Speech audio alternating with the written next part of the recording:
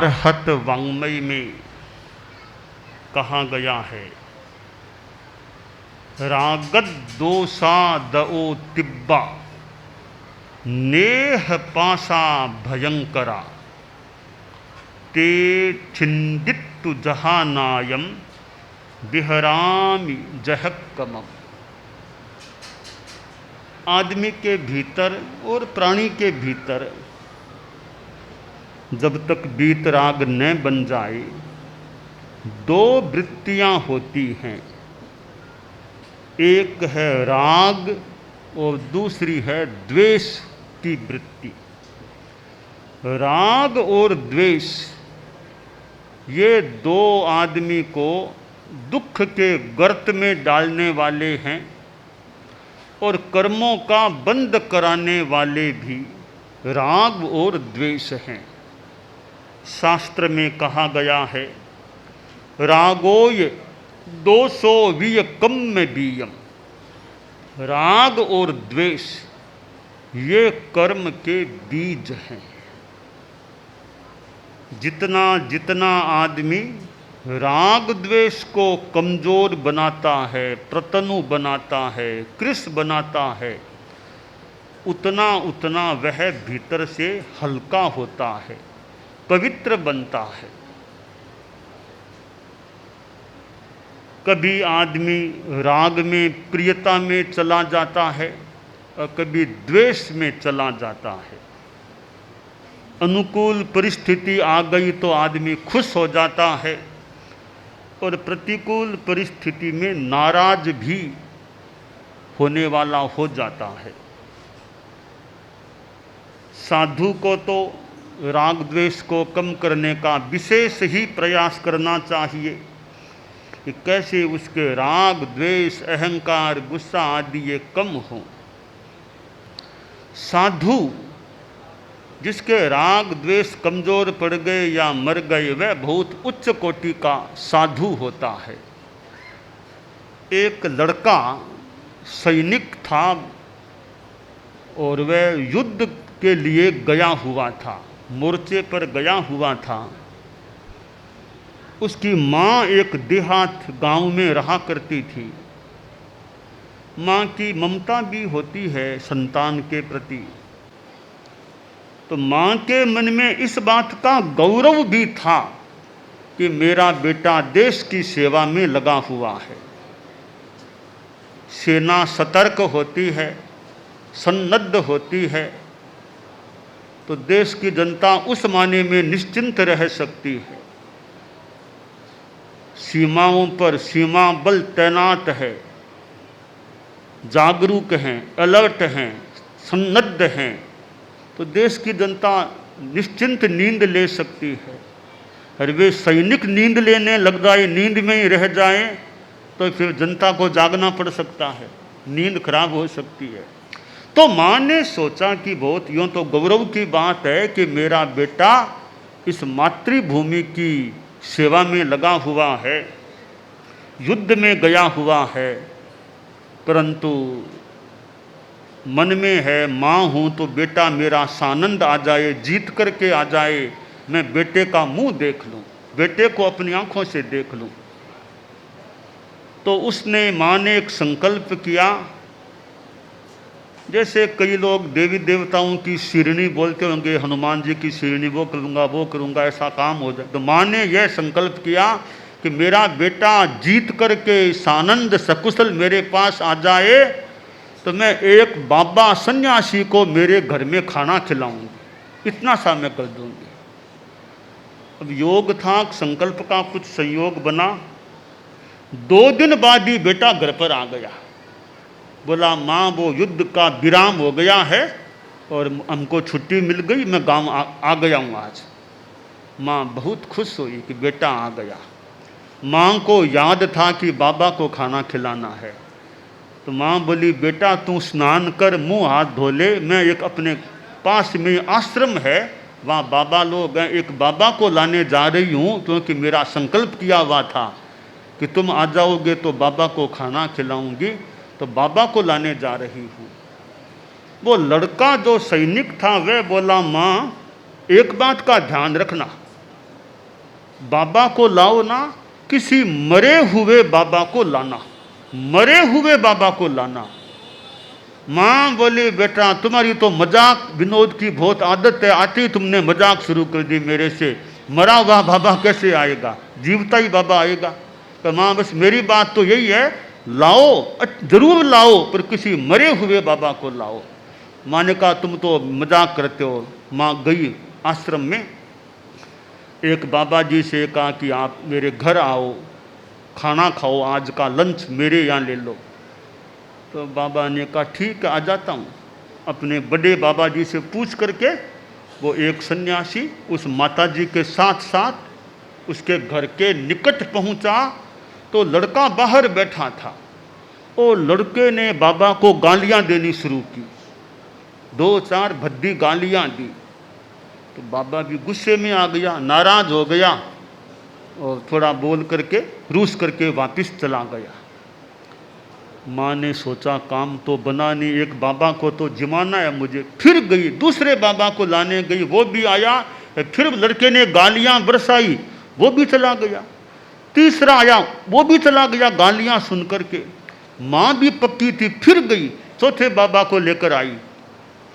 बाबा आया तो फिर लड़के ने गालियाँ बरसाई, लाठी हाथ में ले ली कि खबरदार है मेरे घर में घुस गए हो तो। बाबा बोला बेटा घर में घुसना कोई ज़रूरी नहीं है मेरे लिए, तुम्हारी माँ या माँ ही होगी, माँ ने कहा था तब मैं आ गया हूँ, फिर भी मेरे आने से तुमको तकलीफ हो रही है तो कोई बात नहीं बेटा, मैं वापस चला जाता हूँ। बड़े कोई गुस्सा नहीं किया कि बेटा मैं तुम्हारी माँ के कहने से आया हूँ, तो मेरे आने से तुमको दुख हो रहा हो तो कोई बात नहीं, मैं किसी को दुखी करना नहीं चाहता, मैं वापस जा रहा हूँ, तुम खुशी रहना, सुख में रहना, मैं जा रहा हूँ।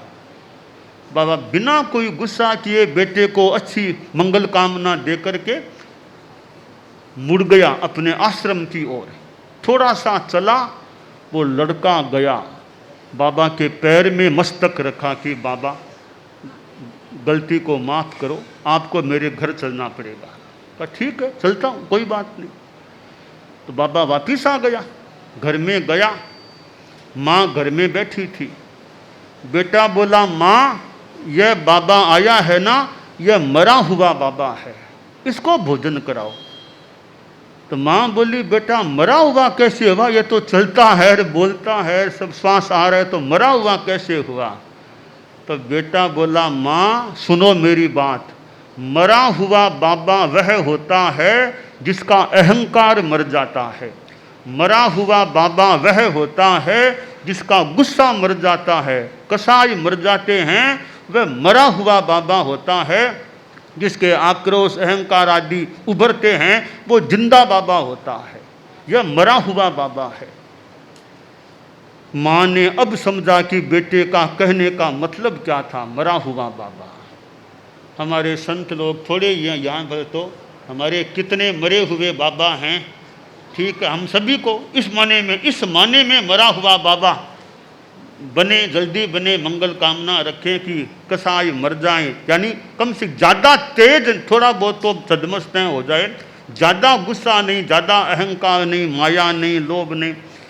तो शास्त्रकार ने कहा राग और द्वेष ये कर्म के बीज हैं, ये पास हैं, पास जाल हैं, इनमें आदमी को नहीं फंसना चाहिए।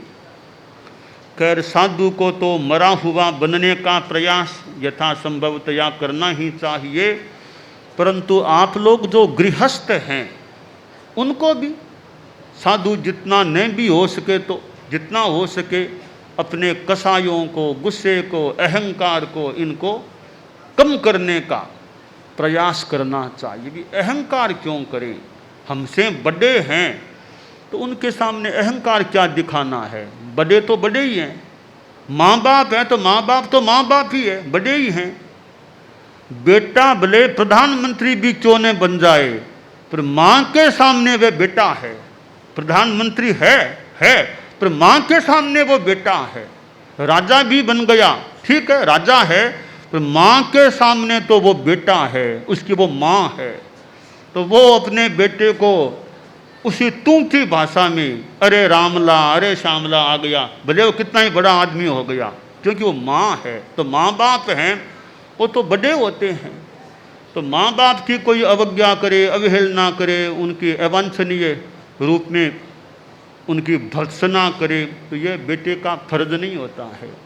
तो आदमी को अहंकार नहीं और ज़्यादा गुस्सा नहीं, ज़्यादा लोभ नहीं, आदमी को संतोष में रहना चाहिए। ज़्यादा लोभ थोड़ा बहुत तो ठीक है, गृहस्थ हैं, अति लोभ हो न कर्तव्य है, अति लोभ में नहीं जाना चाहिए। अपने कार्य में ईमानदारी रखने का प्रयास रखना चाहिए, तब आदमी का जीवन अच्छा बन सकता है। और आदमी के जीवन में अनैतिकता है, छलना है, माया है, ठगी है, धोखा है, तो फिर जीवन में अशुद्धता है, कमियां हैं। तो जीवन हमारा अच्छा बने, शुद्ध बने, यह काम्य है। आज हम राजल देसर आए हैं और राजल देसर में तो अनेक बार आना हो गया है। हमारे आचार्य भी पधारते रहे हैं, पूर्व आचार्य भी पधारते रहे हैं समय समय पर। और विक्रम संवत 2050 का चतुर्मास परम पूज्य आचार्य तुलसी युवाचार्य श्री महाप्रज्ञ जी का राजल देसर में यहीं हुआ था। परम पूज्य गुरुदेव तुलसी का ठिकाना वो था, वो बिल्डिंग थी।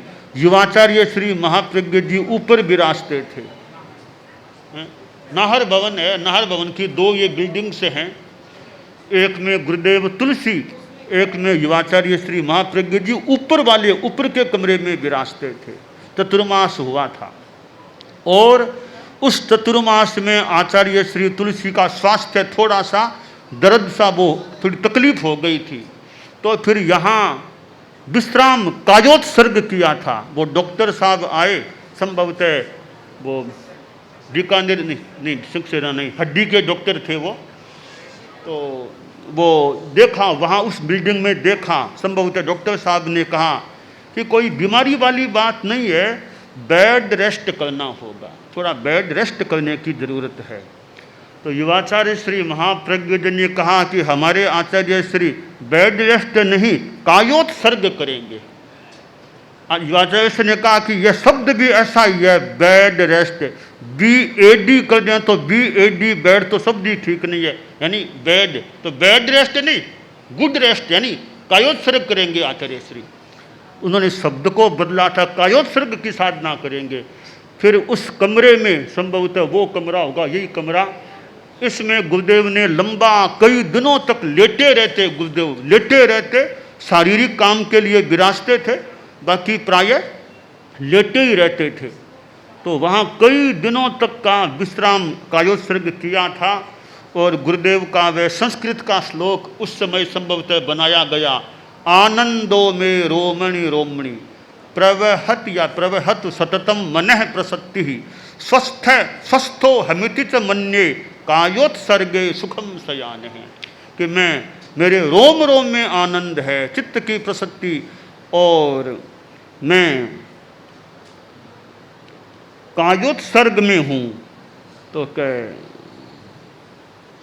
स्वस्थ है स्वस्थो हमिति च मन्ये, कि मैं स्वस्थ हूँ, स्वस्थ हूँ। कि आप स्वस्थ हो तो लेटे क्यों हो, तो क्यों लेटे हो, कि कायोत्सर्गे सुखम शयान है, मैं कायोत्सर्ग कर रहा हूँ अभी। तो वह अनहोनी होनी नहीं, होशी जे होनी, बेमतलब बेचैन बन क्यों धीरज खोनी, यह भी संभवतः यहीं का बनाया हुआ गुरुदेव का पद्य है।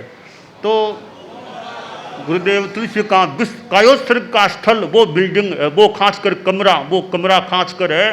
तब सवेरे लोग दर्शन करते, तब फाटक खुलता, मानो मंदिर का फाटक सा खुल गया, ऐसे वो दरवाजा कभी खुलता था, अंदर गुरुदेव विराजे रहते थे। और यहाँ का प्रसंग है, संभवतः उसी चतुर्मास का है। एक बार मैं गुरुदेव के पास गया कि मुझे उपवास पुचका दे रहा हो।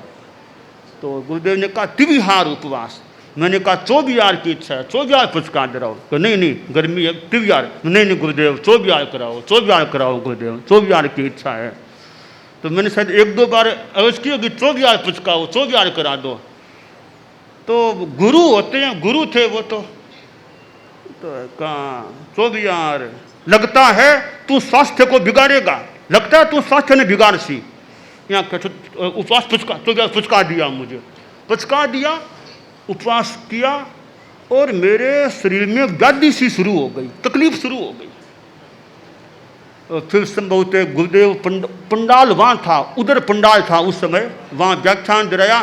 संभवतः व्याख्यान में फरमाया कि ये मुनि मुदित, मैंने कहा था 24 मत कर, तो उसने जिद कर लिया, उसने यानी ज़्यादा किया, बचका दिया। मैं अब देखो वो बीमार हो गया, वो बीमार पड़ गया मुदित कुमार। अब तो मैं तकलीफ, शरीर में तकलीफ होने लग गई।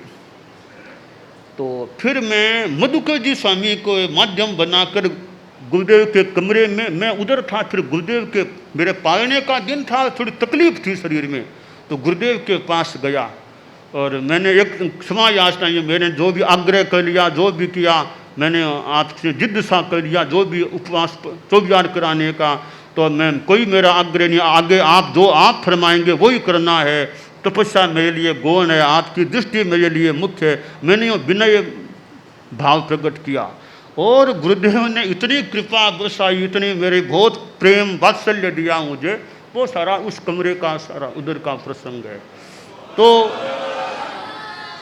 तो गुरुदेव तुलसी का वो प्रवास स्थल है और युवाचार्य श्री यहाँ ऊपर कमरे में विराजते थे। तो यह पूरा ठिकाना उस चतुर्मास का यह स्थल रहा है। और मर्यादा महोत्सव हुआ था, गुरुदेव तुलसी का विक्रम संवत 2035 का मर्यादा महोत्सव हुआ था। वो मर्यादा महोत्सव हमारे संघ के भविष्य का मानो एक तरह से निर्णय देने वाला मर्यादा महोत्सव था। और गुरुदेव तुलसी ने वो मुनिश्री नथमल जी टमकोर महाप्रज्ञ अलंकरण से अलंकृत को अपना युवाचार्य बनाया था, उत्तराधिकारी घोषित किया था। वो डागा परिवार की वो बाड़ी का जो स्थान है, वो पंडाल ऊंचा, पंडाल ऊंचा उठा था। तो हालांकि मैं तो यहाँ नहीं था, मैं तो नारा में था, पर सुना हुआ है वो पंडाल ऐसा उठ गया था। और वो मर्यादा महोत्सव हमारे धर्म संघ को मानो भावी आचार्य का निर्णय देने वाला मर्यादा महोत्सव था।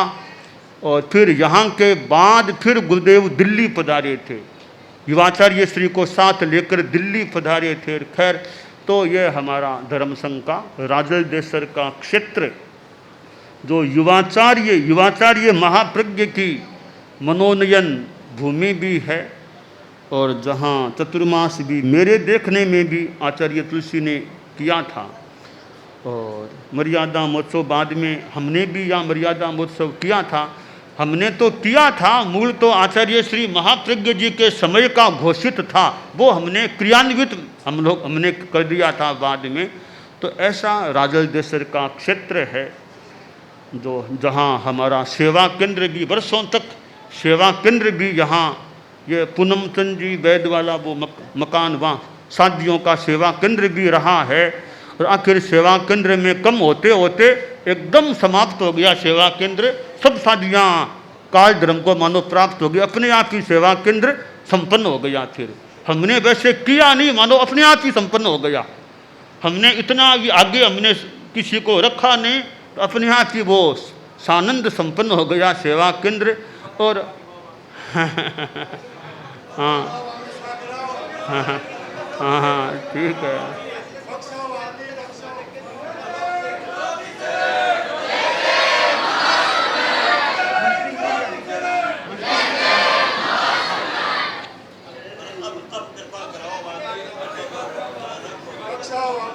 और बाद में मुनिश्री सुमेरमल जी स्वामी लाडनो को हमने मंत्री का स्थान भी मर्यादा महोत्सव में वहाँ दिया था। ऐसे अनेक प्रसंग हैं।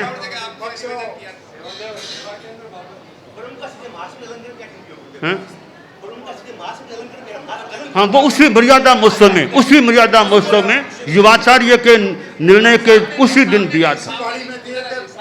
वो डागा परिवार वाली वो बाड़ी साधी प्रमुखा जी यहाँ पुराने साधी प्रमुखा जी कान कमर जी और यही उनका महाभियान हुआ था। फिर कानपुर 3 साल इस तरह था, यही उनका महाभियान था। अच्छा अक्षय। सेवा केंद्र तो ऐसा है कि वो हमारी वो हालांकि वैसे तो स्वाभाविक रूप में संपन्न हो गया था, पर हमारा मन भी था कि एक बार एक को कम करना है। हमारा मन भी था एक केंद्र कम करना है।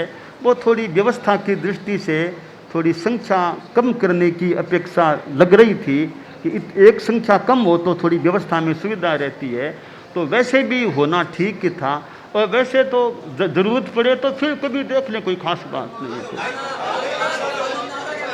तो इसमें तो ये राजलदेश्वर को वर्तमान के हिसाब से तो ऐसी चीज़ है कि न तो आपको पूछने की ज़रूरत है ज़्यादा, बस ज़रूरत हो तो कभी कह दें भी अब ज़रूरत है।